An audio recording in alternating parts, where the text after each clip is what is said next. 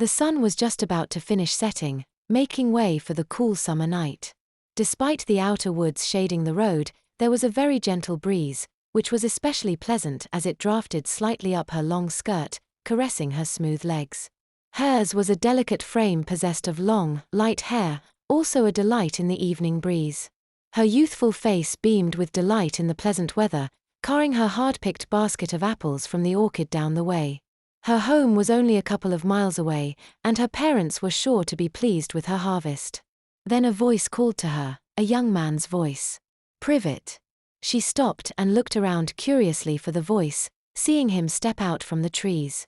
He was rather well dressed to be in the woods, appearing as perhaps one of the local earl's heirs. "Sorry to startle, lady. Name is Arseny. May I have such pretty lady's name?" She chuckled, almost turning rosy-cheeked at his awkward sincerity. "My mama and papa named me Adrijana." "Adrijana? Is pretty name.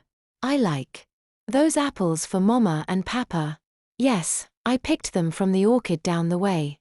You would be well in visiting, they're such juicy ones." As the man approached, Adrijana could make out his features a little better. He was an incredibly handsome man, and not far from her age she'd be slow to turn him down as a suitor. His skin, however, was rather anemic, and his hair had little color at all. "Adrijana, very dutiful girl. Faithful girl. Spare me some time."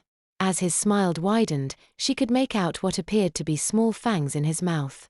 Her beaming smile faded into a look of fear.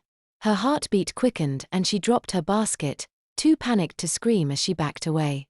Clumsily she turned to flee, stumbling only to be caught by Arseny. He placed his arms around her, keeping her own arms pinned to her sides as he brought his teeth to bear ever so gentle on her tender neck, just barely penetrating her skin, careful not to cause further harm as she wriggled and struggled, until she realized something. He wasn't draining her life-sustaining blood. Rather she could feel something being injected, much like an adder encounter she had suffered a few summers past. As Arseny spurted venom into her with his fangs, one of his hands found its way down the small of her back and rested on her behind for a second, before he began rubbing up and down vigorously. In what was perhaps the most surreal element of her attack, her soft panties began thickening as he stroked her most inappropriately, whispering to her, "Silly girl. Adrijana too cute for panties."